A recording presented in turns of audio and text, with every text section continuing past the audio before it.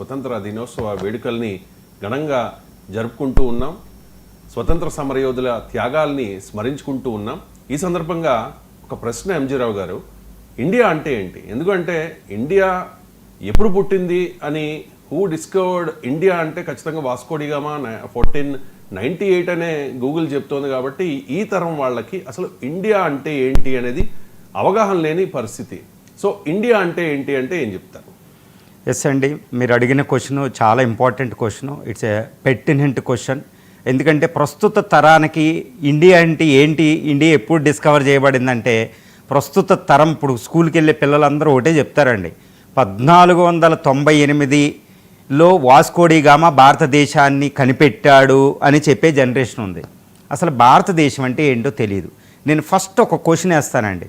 ఎవరైనా అమ్మ అంటే ఏంటి అని అడిగితే ఎవరైనా ఏం చెప్తారండి? అమ్మ అంటే ఏంటి? ఎవరైనా మదర్ ఏంటి, అమ్మ అంటే ఎవరైనా ఈ ప్రపంచంలో ఈ సృష్టిలో గాడ్ కూడా, దేవుడు దిగొచ్చిన దేవుడు కూడా వివరించలేని ఒకటే ఒక పదం అమ్మ. అది ఎలాంటిదంటే it's a transcendental in nature, భావాతీతమైనది ఒక అమ్మ అనే ఒక పదం అండి. అందుకనే ఈ ప్రపంచంలో ఎవరైనా అమ్మ అని పిలవడానికి చూడండి, ఇంగ్లీష్లో అయినా హిందీలో అయినా ఎక్కడైనా మా మా మా మా అని ఉంటుంది అనమాట. ఒక సంబోధన ఉంటుంది చూడండి, అమ్మ, మదరు ఇలా వస్తూ ఉంటుంది అనమాట. ఈ అమ్మ అని పిలిచేటప్పుడు ప్రతి వాళ్ళు కూడా పెదవుల మీద పిలవరు. అమ్మ అనే పదాన్ని లోపల మనసులో నుంచి, హృదయంలో నుంచి వస్తూ ఉంటుంది అనమాట అమ్మ అనే పదం. అందుకనే చాలా బరువుగా ఉంటుంది. ఇది దేవుడికైనా అంతే. ఎందుకంటే దేవుడు కూడా లొంగింది అమ్మ దగ్గర మాత్రమే. అమ్మ ప్రేమకు లొంగుతాడు. ఈ సృష్టి ప్రేమ మీద ఆధారపడింది అంటారు. ఇదే ఎందుకు చెప్పాను అంటే, ఇప్పుడు మీరు నన్ను అడిగిన ప్రశ్న ఏంటంటే ఇండియా అంటే ఏంటని అడిగారు. ఇట్స్ చాలా చాలా సంక్లిష్టమైన ప్రశ్న అండి. ఎందుకంటే నేను చెప్పలేను.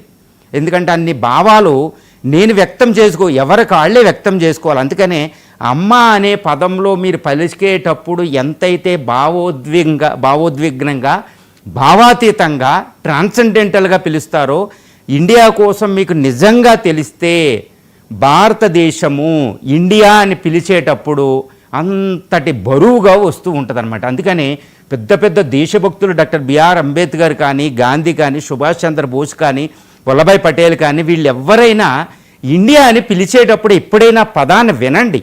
వింటే చాలా బరువుగా ఉంటుంది. అసలు ఇండియా అంటూనే ఉద్దమ్ సింగ్ ఉరికంబానికి, భగత్ సింగ్, అల్లూరి సీతారామరాజులు మనం చూసాం. ఇండియా అంటే వాళ్ళకి అంత పిచ్చి ఏంటి అని అడుగుతారు మీరు.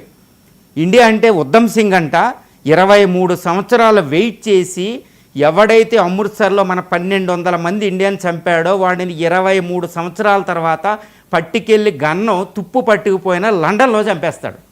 చంపేసి దొరికిన తర్వాత ఉరికంబానికి ఎక్కేటప్పుడు నీ ఆఖరి కోరిక ఏంటని అడిగితే ఆయన నా రూమ్లో, లండన్లో రూమ్లో చిన్న పొట్లం ఉందంట. భారతదేశం నుంచి వెళ్ళేటప్పుడు కరాచీ పోర్ట్లో ఎక్కి ఓడ మీద వెళ్ళేటప్పుడు ఆ పోర్ట్లో చిన్న పొట్లం కట్టుకుని భారతదేశం మట్టి పట్టుకెళ్తాడనమాట. ఆ మట్టి తిని జై హింద్ ఇండియా అంటూ చనిపోతాడనమాట. ఏంటి అంత పిచ్చి అంటే, ఇండియా కోసం నిజంగా తెలుసుకుంటే మన అమ్మని పిలిచినట్టు కంటే ఎక్కువ బరువుగా భారతదేశాన్ని పిలుస్తూ అప్పుడే నీకు ఇండియా తెలిసినట్టు అంతే. అంతేగాని వాస్కోడిగామా కనిపెట్టాడు అనడానికి లేదు. అది భారతదేశం. దానివల్ల నేను వివరిస్తానండి. ఇప్పుడు మీకు వివరించి చెప్తాను ఇండియా అంటే ఏంటో. కానీ అది నేను పలికించలేను, ఎవరికాడే ఫీల్ అవ్వాల్సిన ఒక విషయం అనమాట ఇండియా అంటే ఏంటో. ఇప్పుడు ఇండియా అని పిలుస్తున్నాం. భారతదేశానికి ఏదో విష్ణు సహస్రనామంలాగా చాలా పేర్లు ఉంటాయి. దీని ముందు ఒక చిన్న కథ చెప్తానమాట. రాముడు లంకను గెలుస్తాడు. అప్పుడు లంక రాముడు అయోధ్య కంటే కొన్ని వేల రెట్లు శక్తివంతం, డబ్బు ఎక్కువ ఉంది అక్కడ. లంకలో ఎక్కువ డబ్బు ఉంది అయోధ్య కంటే. కానీ అక్కడ విభీషణుడు రావణుడి భార్య మండోదర అంటదనమాట, రామా నీ అయోధ్య కంటే చాలా ఎక్కువ డబ్బు ఉంది, ఈ రాజ్యం కూడా ఏలుకోవచ్చు కదా, ఇక్కడే కూర్చోవచ్చు కదా లంకలో, ఇది మామూలు కాదు, స్వర్గం కంటే పెద్దదని. అప్పుడు రాముడు ఒక మాట అంటాడనమాట. ఇది రాముడు అన్నాడో లేదో నాకు తెలియదు, కానీ వాల్మీకి అయితే ఇది రామాయణంలో మనకు కావాలని రాశాడు. వాల్మీకి రామాయణం రాసింది రాముడి పదాలు కాదు, వాల్మీకి ఒక బోయవాడు. ఏమని రాస్తాడు తెలుసండి? జననీ జన్మ భూమిచ్చ అనే పదం వస్తుంది. జననీ జన్మ భూమిచ్చ అంటే స్వర్గాదపి, స్వర్గంతో సమానం. జన్మ ఇచ్చిన భూమి నాకు అయోధ్య భూమి ఇంపార్టెంట్, నాకు ఇంత సంపద నాకు వద్దు, నా మాతృభూమికి వెళ్తే ఆ ఫీలింగ్ వేరుంటుంది. నా అయోధ్య వెళ్ళాలి, అర్జెంటుగా వెళ్ళాలి, నా పని అయిపోయిందని వాళ్ళకి రాజ్యాన్ని అక్కడ విభీషణ్ నాకు అప్పచెప్పి వెళ్ళిపోతాడనమాట. అంటే స్వదేశం భారతదేశం అటువంటిది. ఎందుకో చెప్తున్నానండి. భారతదేశానికి ఎన్ని పేర్లు ఉంటాయో తెలుసా అండి? ఒకటి ఇండియా, ఇది పెట్టింది గ్రీకులు. కానీ గ్రీకు పదం నుంచి పెట్టలేదు. ఇండస్ రివర్, సింధు రివర్ నుంచి ఇది వస్తుంది. భారతదేశంలో సింధు రివర్ నుంచే ఇది పెట్టడం జరిగింది, సంస్కృత పదం.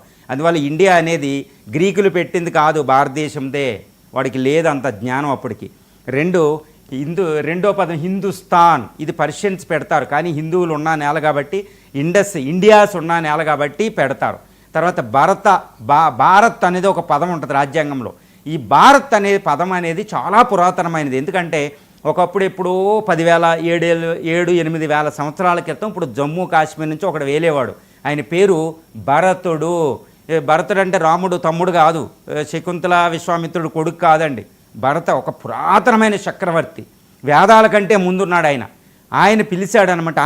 ఎందుకు ఆయన పేరు మీదే భారతదేశంలో భరత అని పిలుస్తారంటే, ఆయన ఫస్ట్ టైము ప్రపంచంలో ఏ దేశానికి లేని ఒక ఫీచర్ పెట్టాడనమాట. అదేంటంటే ఈ visualise the fundamental unity of the country. ఐకమత్యంతో ఎలా బతకాలంటే కత్తులతో, ఫోర్స్తో కాదు, ప్రేమభావంతో పలకాలి. అందుకే భారతదేశం ఇంత ప్రేమభావంగా, ఇంత యూనిటీ ఇన్ డైవర్సిటీ ఉండేది కారణం భరతుడు అనమాట. ఆ పేరే కరెక్ట్ అంటారు. తర్వాత ఇండియా అనేది రెండో కరెక్ట్. తర్వాత భరత వర్ష, తర్వాత ఆర్యావర్త పేర్లు చూడండి, హిందుస్థాన్. తర్వాత ఇంకొక పురాతనమేమో జంబూద్వీప అంటే మన భారతదేశం దాటుండి. ఇలా 6 పేర్లు ఉంటాయి. ఈ 6 పేర్లు ఏది పలికినా పర్వాలేదు. విష్ణు సహస్రం ఏది పలికినా, భగవంతుడిని యారా అని పలికినా పలుకుతాడు. కానీ ప్రేమతో పిలిస్తే యారా అని పిలిస్తే పలుకుతాడనమాట. అలాగే భారతదేశాన్ని మీ ఇష్టం వచ్చినట్టు పిలుచుకోండి. దీనికి ఒక పేరు అని కాదు, ఎన్నో పేర్లు ఉంటాయి. ఎందుకంటే అంత వైవిధ్యం. ఈ భారతదేశానికి కొన్ని లక్షణాలు ఉంటాయి అన్నమాట. ప్రపంచంలో ఏ దేశం కూడా ఈ లక్షణాలు కలిగి ఉండదు. అందుకనే ఒక పదం అంటారు, India is India no parallel. భారతదేశానికి భారతదేశమే సాటి, ఇంకో సాటి వచ్చే దేశం లేదు. ఏదైనా ఉదాహరణ చెప్పాలంటే వాళ్ళలాగా వీళ్ళగా పోల్చడానికి భారతదేశం వేరే దేశంతో పోల్చడానికి లేదండి. దీనికి ఇదే సాటి. ఇది దానికి ఉదాహరణ ఏదో నేను గొప్పకుని భారతీయుని కాబట్టి భారతదేశం గొప్పతనం చెప్తున్నానని గొప్పకుని అనుకోకండి, వినండి. ఎందుకంటే ఇందులో ఒక పదం ఉంటుంది అనమాట, కాంపోజిట్ కల్చర్ అంటారు. మిశ్రమ సంస్కృతి, ప్లూరలిజం, బహుళ సంస్కృతి. భారతదేశం ఎంతటి వైవిధ్యం కలిగి ఉంటుందండి. జమ్మూ అండ్ కాశ్మీర్ నుంచి కన్యాకుమారి, ఇటు అరుణాచల్ ప్రదేశ్ నుంచి ఏటానగర్ అరుణాచల్ ప్రదేశ్ వెళ్తే ఒక్కసారి అలా ట్రావెల్ చేస్తే అసలు ఇది ఒక దేశం కింద కనపడదు. పైన చూస్తే పాలలో వెన్న మాదిరిగా, పాలను వెన్న చిలకడం ఎంత కష్టమో తెలుసు కదా, తర్వాత వచ్చే టేస్టులు వేరుంటాయి. ఆ విధంగా భారతదేశాన్ని పరిపూర్ణంగా మీరు శోధిస్తే మీ వెన్న, నెయ్యి అన్నీ తాగినట్టు ఎంతో మైమరిచిపోతారన్నమాట. అప్పుడు అమ్మకుండే భావన మీ పదాల్లో పలికిద్ది ఇండియా అనేది చెప్పినప్పుడు. ఇది యూనిటీ ఇన్ డైవర్సిటీ, భిన్నత్వంలో ఏకత్వం. ఇట్స్ రేసెస్ ఉంటాయండి, అన్ని జాతులు. ప్రపంచంలోని 7 మంగోలాయిడ్, డైనారిక్స్ నుంచి, ఆస్ట్రలాయిడ్స్ నుంచి, తర్వాత నేగ్రాయిడ్స్, ఇలా 7 జాతులు ఉంటాయి ప్రపంచవ్యాప్తంగా. 7 జాతులు భారతదేశంలో ఉంటాయి. అందుకనే దీన్ని ఎథ్నలాజికల్ మ్యూజియం అంటారు. జాతుల సమాహారం ఉంటుంది, అన్ని జాతులు ఉంటాయి ఇక్కడ.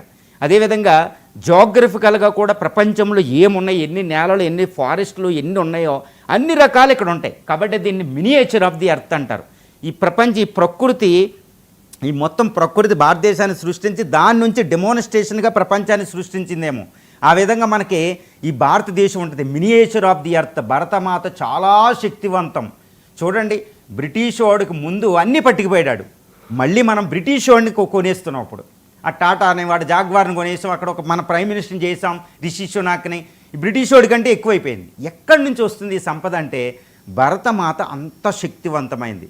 అక్షయ పాత్ర లాంటిది. ప్రకృతిలో ఇంతటి సంపద, ఇంతటి అక్షయ పాత్ర లాంటి సంపద ప్రపంచంలో ఏ దేశంలో కూడా లేదు. అందుకనే బ్రిటిష్ వాడు వెళ్ళేటప్పటికి మొత్తం పేదరికమైంది, మళ్ళీ సంపాదించేసుకుంటున్నాం. చూసారా, పునరుజ్జీవనం వస్తుంది. అది భరతమాత శక్తి. ఇది భారతదేశం. ఈ భూగోళం ఎండలో పోయేది ఇదే దేశం, ఉండే దేశం ఇది. ఇంత శక్తివంతమైన దేశం ఉండదు ప్రపంచంలో. ఎప్పుడు మొత్తం మానవ చరిత్ర అంతటిలో ఎక్కువ జనాభా ఉండేది భరతమాత దగ్గరే. చూడండి, ఒక అమ్మకి 10 మంది పిల్లలు పుట్టారంటే ఆ అమ్మ పాలు ఎక్కువ ఇవ్వగలదు. భరతమాత ఎంతమంది పిల్లలున్నా ఇవ్వగలదు. అందుకని మానవ చరిత్రలో ఎప్పుడూ కూడా 1 or 2 ప్లేస్లోనే ఇక్కడ జనాభా ఉంది. ఇది ఒక అద్భుతమైన దేశం అండి. దీన్ని వర్ణించడానికి ఇప్పుడు నా మాటలు చాలవు. ప్రపంచంలో ఏ భాష కూడా అమ్మని వర్ణించడానికి సరిపోనట్టే ఈ ప్రపంచంలో ఇప్పుడు నా మాటలు ఏ భాషలు ఉన్నా, ఎన్ని ఉన్నా ఇవి భారతదేశం అంటే ఏమిటో చెప్పడానికి కుదరదు. ఇది మనసు ద్వారా ఫీల్ అవ్వాలి. ఇది భావాతీతమైనదనమాట.